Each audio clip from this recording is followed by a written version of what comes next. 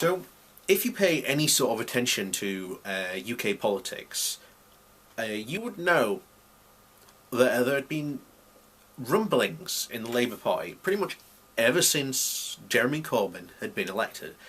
And we are literally talking right from the get-go.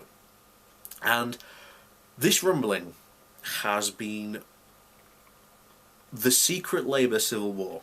Because going on behind closed doors, there have been constantly people outing Corbyn left, right and centre, undermining him at every point, and basically trying to get rid of him. Now, what's going on? I think it's a valid question, because I think really to understand why these people want Corbyn, you have to go back prior to just before Tony Blair got elected as the leader and eventually Prime Minister. Now, what happened there was that you had, at the time, Labour. However, Tony Blair sort of split the party up and sort of moved Labour from being a very sort of left party to being a more left centre party. And with it, he got huge results and he managed to prove himself, and as a result he managed to stave off Old Labour from removing him, and Old Labour became quite pleased with him because he wasn't separating himself from Old Labour values.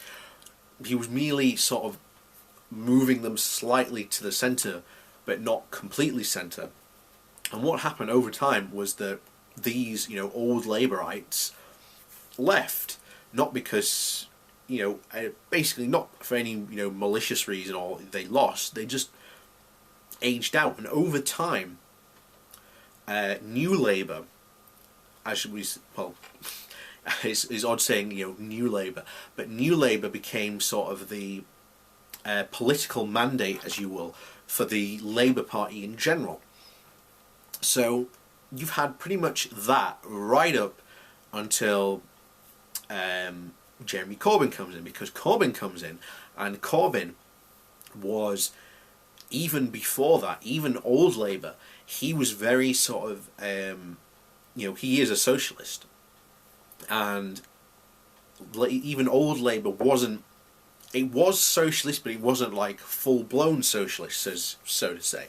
So what Corbyn really has wanted to do, and what his policies have really been about, sort of dragging Labour back from being that left-centre party all the way to sort of back to the, the leftist party that they originally were. And again, because the party was being, predominantly New Labour, the Old Labour sort of resurrection hasn't been massively successful.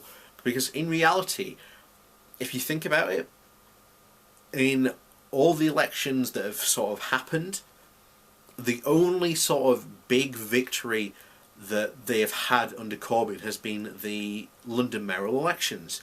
And it hasn't been enough to re-cement and re-secure his power base. And I'm doing this video on Sunday, but as of Monday, when this goes out, prior to the run-up to the events of what we've heard, was he started as a motion by 2 Labour members for a vote of no confidence in Corbyn, pretty much after the referendum had happened. And now we're seeing that some of his shadow cabinet have said that they're stepping down, basically to sort of try and oust him out. And what is essentially going to happen, because what this political infighting is going to damage Labour so much, because under Corbyn they were building quite a good momentum, and the problem is that Corbyn isn't a leader, and that's sort of hard to sort of justify. He wasn't uniting his party, he wasn't getting his point across to the other members of party. He wasn't winning the hearts and minds of the the new Labour and bringing them into the fold. There was very much from what we've seen an attitude from Corbyn of live and let lie almost. If you don't try and oust me or anything, then I won't do anything against you. The problem was that these people were sharpening their knives, ready for essentially something like this to happen. And the problem is, if the Labour Party want to get back into power in in any sort of short term, the next election's 3 years away, and Corbyn has been doing a good job rebuilding sort of Labour, and talking about the issues that actually really matter to the populace at large. And there was a lot of Labour did support him. The only problem was that you had old Labour, not old Labour, new Labour was, again, as I've said, they were the centre-left party, and the whole reason Tony Blair did so good was because he managed to take a lot of the last large chunk of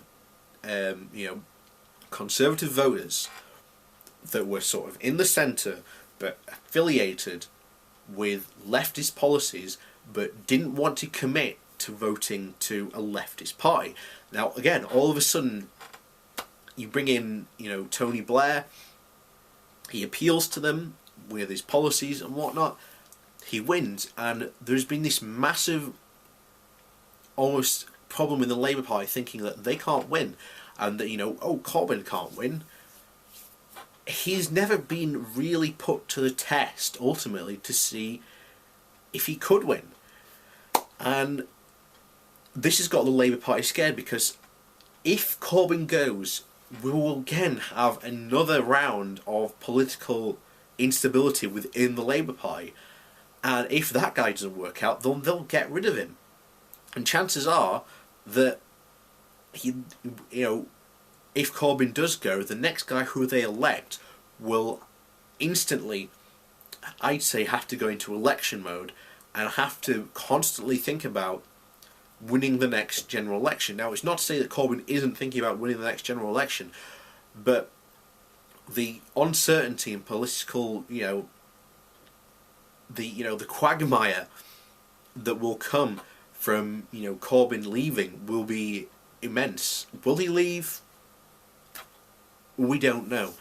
It's difficult to say actually how big the fracture is, because at least one thing Labour do is they keep these things under wraps. So we don't know actually how big the pushback will be. We won't know until it's actually happened, but there you go.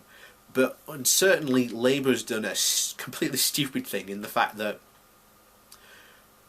all their votes, the upsurge for Corbyn, all came from actual members of the public, and this is going to lose them a lot of votes. And certainly if Corbyn does go, then this presents, I think, the Liberal Democrats with a huge opportunity to certainly get back and regain a lot of the ground that they lost, and a chance for them to essentially get back in power, or even be in power properly and legitimately, possibly for the first time.